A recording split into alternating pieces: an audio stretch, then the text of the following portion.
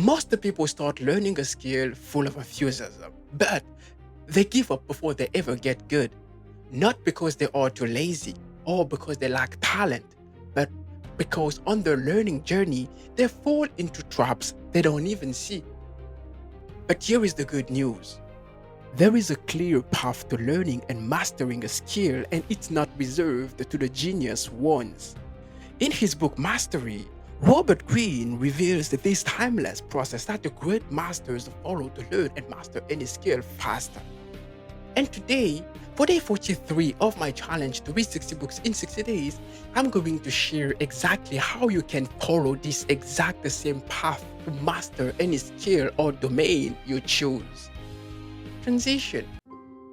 Obviously, the path to mastering any skill starts with choosing this skill. It is not a joke. If most of us start learning a skill and quit before they ever get good, it is because they make a mistake when it comes to choosing the right skill.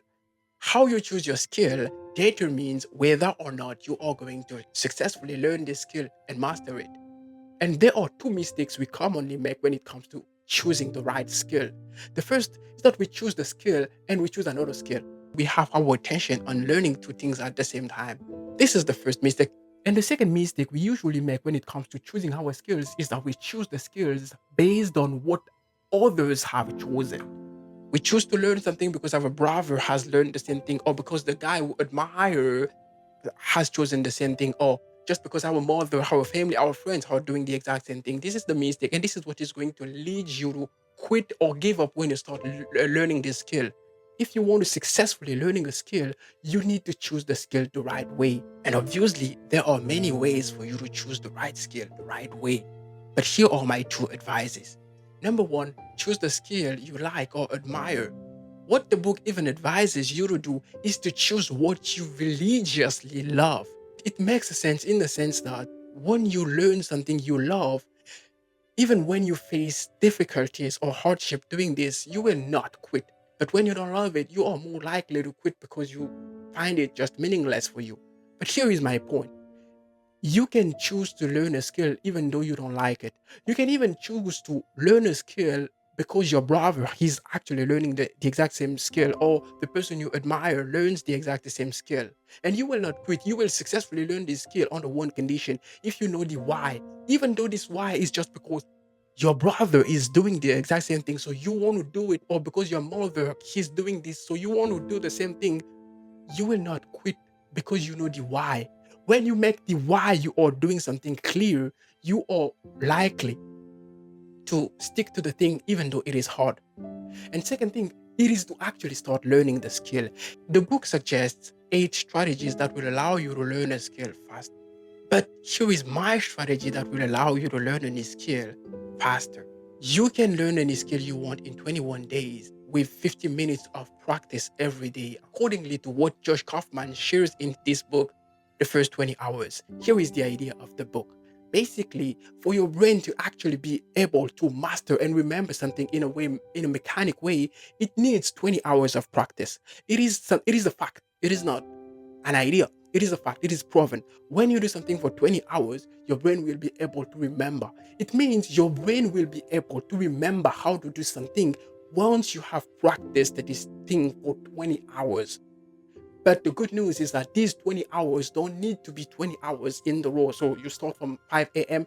to 9 p.m., for example. No, these 20 hours can be 50 minutes per day for 21 days. You will have the exact same result. And if you've spent 20 hours in a row doing the exact same thing, what is almost impossible for your brain to do something for 20 hours in a row. So the skill you want to learn, you will practice this skill for 50 minutes every morning and for 21 days. You can even combine this to deep work. So you set like 50 minutes every morning without phone, without distraction, and you and your skill that you're learning every morning for 21 days, you will get the result. You will master the skill because your brain will remember exactly how to do the thing and forever. The third thing is to try, fail, and you will learn. This is the idea Stephen Bartlett shares in his book, The Diary of a CEO. Outfailing the competition. The idea behind is simple: try, fail, learn faster. If you fail 2 times more than your competition, you will learn 2 times faster than your competition. Try, fail, learn, and move on. Number four, learn from the masters. There is a mistake we commonly make when it comes to learning a new thing. We don't want to see what others do. We want to create our own thing. But this is actually a counterproductive way of thinking because there is money you don't want to waste, there is time you want to save, and there is energy you also want to keep yourself from wasting. It is in this sense that it makes a sense to see what others are doing, what those who have started doing it before do. What are the mistakes they have made? What are the strategies they are applying? When you see what they are doing, you learn from them, you avoid making some mistakes that will cost you money and waste your energy and even waste your time. Your time is limited, okay? Your time is limited and you want to save it.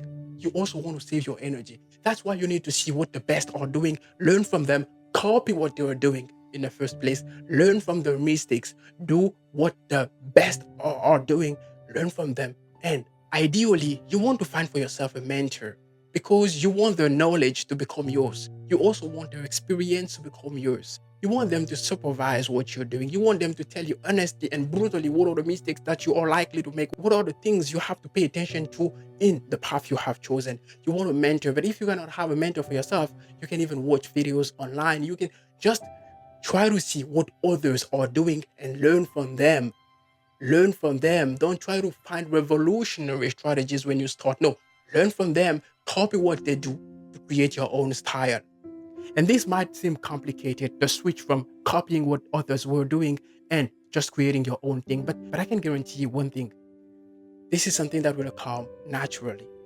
The more you do something, the more you will understand why you're doing it. The more you will understand the codes of the thing. The more you practice something, the more clearly you see in this thing, and the more likely you will be to find what is your way. The more likely you will be to understand what you want to do and what is the style you want to have. The more you will do this thing, the more clarity you will find. Just through practicing, failing, understanding and learning from your failures and doing it again and again, you will find clarity and you will naturally find your style. It is something that will come and you will know how to give or what identity to give to your thing or to your skill that you want to do. I hope this video was useful for you. I will see you tomorrow for day 44. Take care of yourself. Bye bye.